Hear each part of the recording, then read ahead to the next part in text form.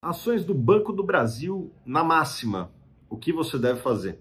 É o que a gente vai falar nesse vídeo, mas antes de começar, já te faço aquele convite. Se você gosta de investimentos, já se inscreve aqui no canal. Bom, o que aconteceu nas últimas semanas, né? Ontem ou anteontem, as ações do Brasil bateram a marca aí de R$50, ajustado a dividendos, é a maior cotação da história do Banco do Brasil, né?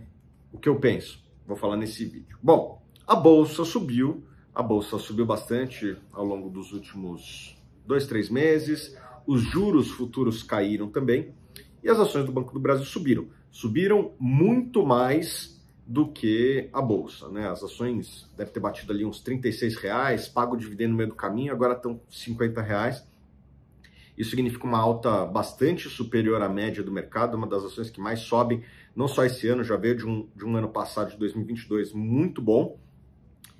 E por que eu acho que o Banco do Brasil subiu muito, né, ao longo dessas últimas semanas? Eu acho que são dois motivos. Primeiro, que as ações estavam muito descontadas, né? Como que a gente pode avaliar se uma ação está descontada, uma ação de um banco? Você pega os múltiplos, e eu aqui falaria de 2 ou 3, né? O preço sobre valor patrimonial, a relação preço-lucro e o dividend yield. Se você for ver, e isso dá para você ver lá no Status Invest, né? Você consegue ver que esses múltiplos estavam no ponto de maior desconto dos últimos anos, né? A relação preço-valor patrimonial estava na mínima desde 2015. A relação preço-lucro estava na mínima desde 2015. O dividend yield, um dos maiores dividend yields da história do banco, né?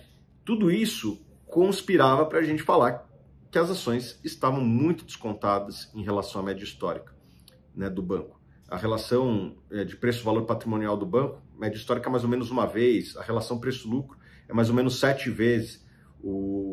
Esse múltiplo estava quase que a metade do que era essa média histórica. Então, as ações estavam muito estressadas. Por que isso estava ocorrendo? Simples, né? Uma preocupação exagerada de que a mudança de governo poderia impactar na governança e, consequentemente, nos resultados do Banco do Brasil e da Petrobras. Mas não estamos falando aqui de Petrobras, estamos falando de Banco do Brasil.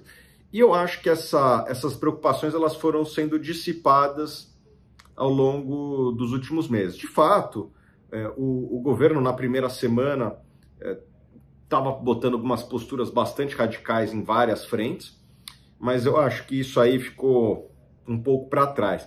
E, particularmente no Banco do Brasil, o que se viu é que não teve nenhuma radicalização, né? O que o Banco do Brasil poderia fazer de mecanismo de populismo? Sair fazendo empréstimos baratos, abaixo de custo, abaixo do que ele custa para ele captar, né? Inclusive, já fez utilização disso no passado, emprestar para empresas amigas de governantes, já fez isso no passado também, mas não estamos vendo isso hoje. Pelo contrário, teve até uma determinação, se não me engano, de um Ministério da Previdência, se não me engano, que deveria se cobrar menos juros nos empréstimos consignados para aposentados, e os bancos privados, num primeiro momento, falaram: nessas condições nós não iremos operar, e a Caixa e o Banco do Brasil, algumas horas depois, também manifestaram que não iriam operar, o que mostrava que a governança do Banco do Brasil era bastante forte e independente, né? Então, não estamos vendo o Banco do Brasil ser utilizado para fins políticos, pelo menos por enquanto, né? E também não temos nenhuma indicação de que vai por um caminho ruim. Isso fez com que os investidores se perguntassem: será que as ações não estão precificando um risco muito maior do que de fato está acontecendo?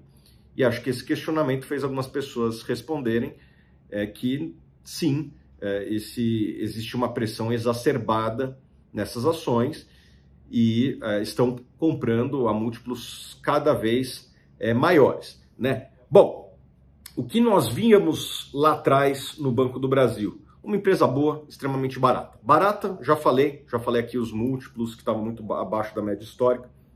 E uma empresa boa por quê? Pô, é um banco que estava entregando uma rentabilidade sobre patrimônio, que é um indicador de eficiência bancária, compatível com as melhores instituições do mundo, né? Superou o Bradesco, algo que quando eu comecei a investir era inimaginável. Superou no último trimestre, acho que no último trimestre do ano passado, o Banco Itaú. Passou o trator em bancos de fora, né? Um ROI ali acima de 20% para uma instituição bancária.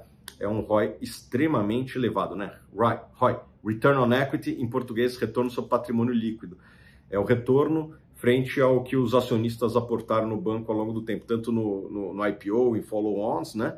Como o dinheiro que foi retido de lucros da atividade bancária, no caso do Banco do Brasil, ao longo dos séculos. E uma rentabilidade de 20% sobre o capital dos acionistas é uma rentabilidade extremamente elevada. E isso tem, pelo menos por enquanto, mostrado que vai continuar elevado no caso do Banco do Brasil, afinal não estão sendo feitas nenhuma grande mudança.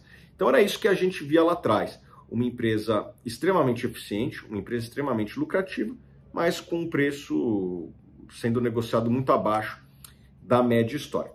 Bom, as ações subiram, né? Quem seguiu aqui as nossas recomendações se deu bem, mas a pergunta é, o que fazer agora, né, que as ações subiram? Bom, eu acho que a gente tem que começar da onde a gente fez a análise anterior, né?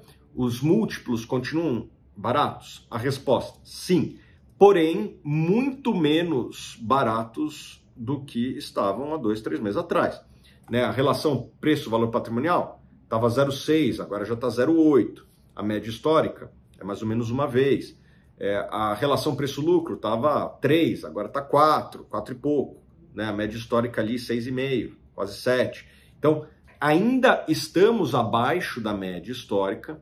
Eu acredito muito que se você compra uma empresa bem posicionada, lucrativa, como é o caso do Banco do Brasil, e que isso vai se manter, provavelmente ao longo dos próximos anos, abaixo da média histórica em termos de múltiplo, a tendência é que você faça um bom negócio. O Banco do Brasil ainda está nessa condição, porém, com um desconto bem menor do que estava há 2, 3 meses atrás. 2, 3 meses atrás, você estava ali com esses múltiplos que eu falei, que, eu vou usar aqui uma palavra, pornográficos, né? De tão baratos que estavam, e agora está barato, porém nem tanto, né?